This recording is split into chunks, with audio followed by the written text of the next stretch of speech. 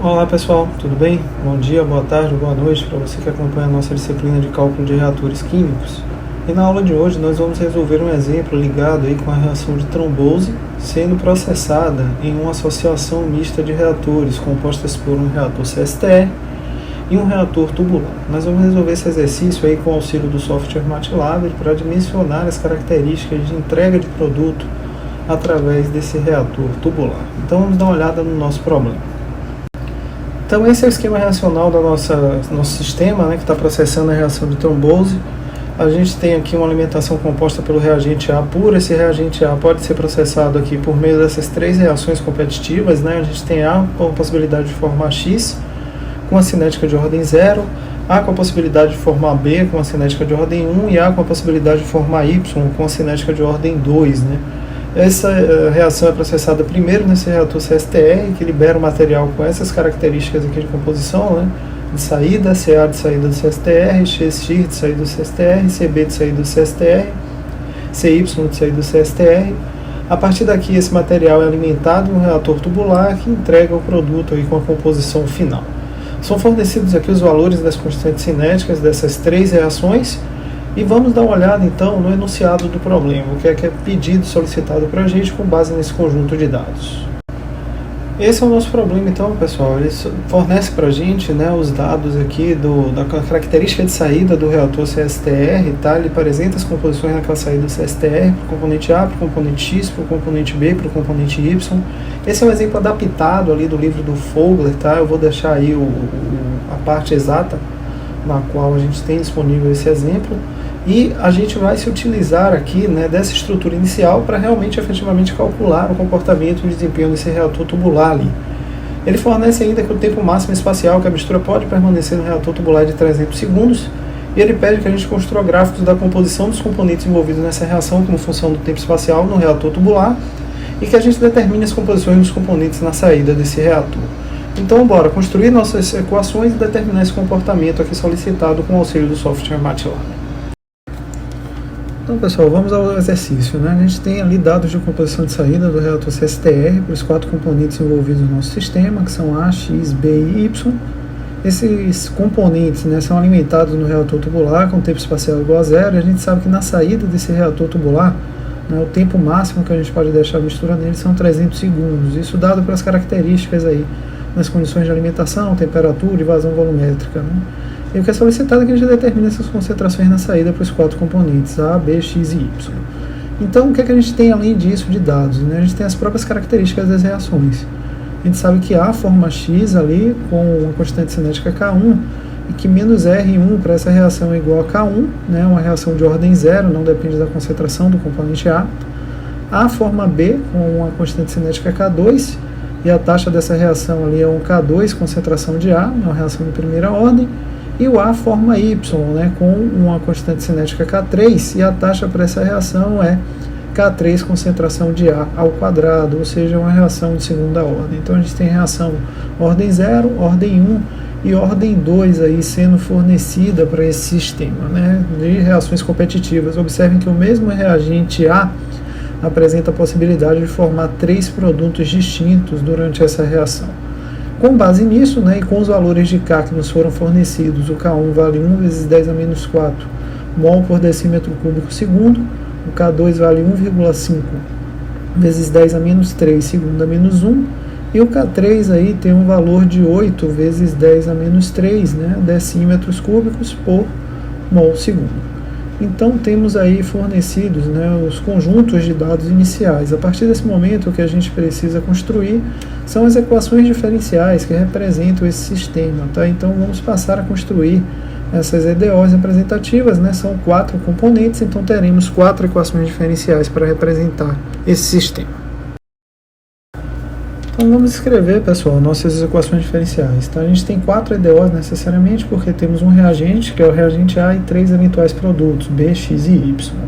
Para a escrita dessas equações diferenciais em específico para esse problema, eu vou me aproveitar da condição como foi fornecida no enunciado da questão, que é, a gente tem como característica o nosso reator apenas o tempo espacial.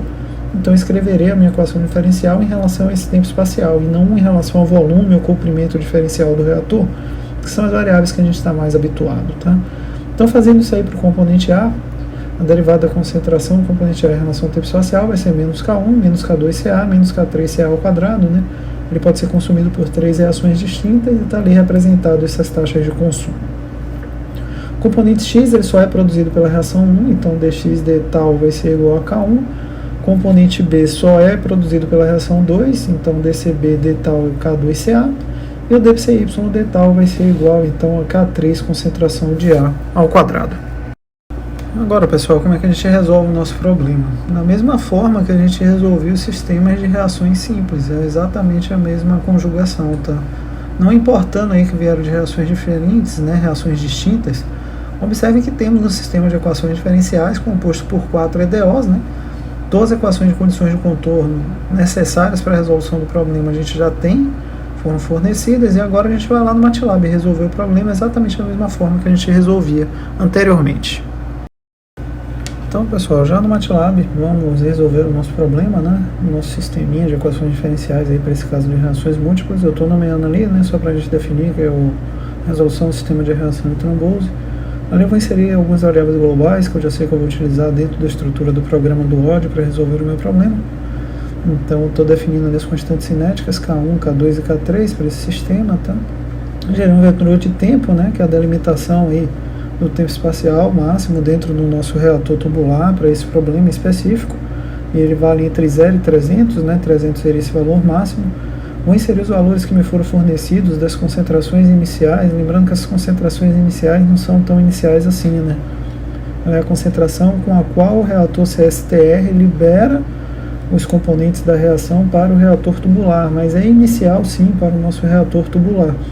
Então tem ali os valores das concentrações iniciais de A, de X, de B e de Y, e temos aí todas definidas, né, já estruturadas. Com base nessas concentrações, eu vou gerar o vetor das condições de contorno para o meu problema, tá? Que eu vou chamar de CC, e ele vale aí CA0, o CX0, o CB0 e o CY0. Aqui muito importante observar que quando eu descrever minhas equações diferenciais, eu preciso seguir exatamente essa ordem, tá? Vai ser a primeira equação para A, a segunda para X, a terceira para B e a quarta para Y.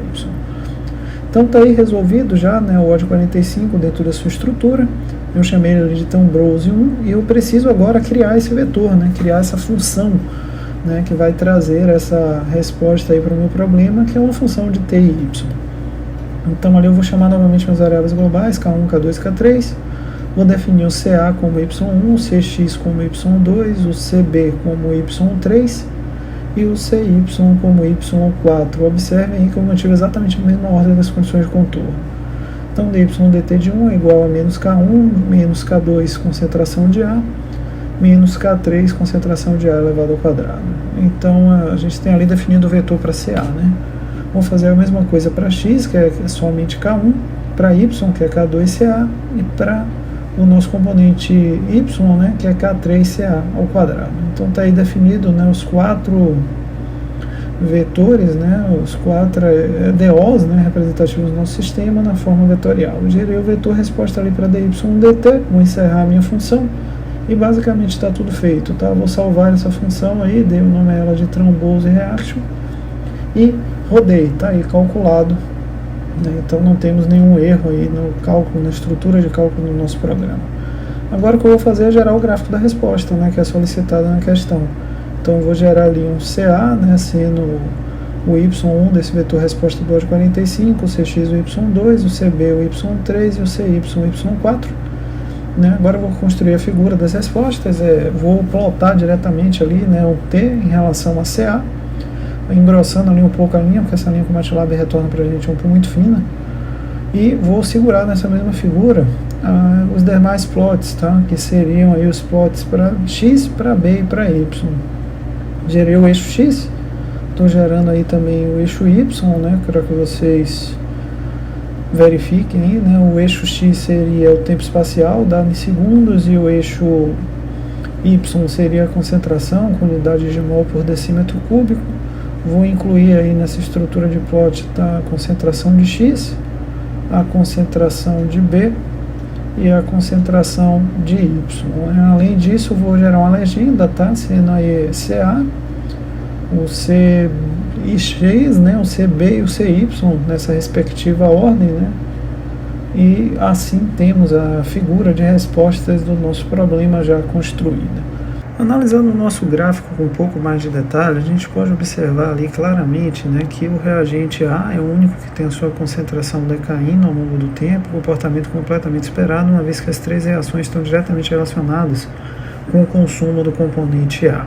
Observe ainda que o componente B já é alimentado com concentração superior dos demais e mantém esse acréscimo, né, o componente ali que mantém a maior concentração ao final da reação. Os componentes C, X, né, e CY ali apresentados como suas devidas concentrações, a gente consegue observar ali um aumento mais pronunciado para CX em relação a CY. Isso está diretamente relacionado com as baixas concentrações de A que o sistema já encontra ao longo dessa operação. Tá? Observem que CY é a reação de segunda ordem, de forma que a gente precisa aí de maiores valores de concentração, né, de maiores concentrações de A para que essa reação efetivamente seja promovida dentro do reator. Por conta disso ela tem essa desaceleração, né? Você mantém ali velocidades muito baixas de reação dentro das condições analisadas nesse reator tubular. Então é um comportamento aí de uma reação já em seu estado final, né? Observe que a gente tem uma quantidade muito pequena de reagente presente já no sistema dentro dessas condições. E por isso a gente tem aí essa tendência gráfica que a gente está observando para esse sistema. Com base no que nos foi pedido com a questão, falta determinar os valores finais de CA, de CX, de CB e de CY. Os valores estão aí apresentados na tela com base no vetor resposta que foi gerado aí ao longo do cálculo pelo software MATLAB, tá, usando o comando OJ45. Então o valor final da concentração de A é 0.0377, o valor final da concentração de X é 0.1083, o valor final da concentração de B 0.1635 e o valor final da concentração de Y 0.0914. Então pessoal, era isso que a gente tinha para o problema de hoje. Espero que tenha ficado claro aí esse exemplo do sistema aí, né, com múltiplas reações para uma reação de Tron-Bose aí, utilizando uma associação mista de reatores. Em caso de dúvidas relacionadas ao problema, vocês sabem me encontrar, estão aqui as minhas formas de contato. A gente se encontra então na nossa próxima aula da disciplina. Até lá!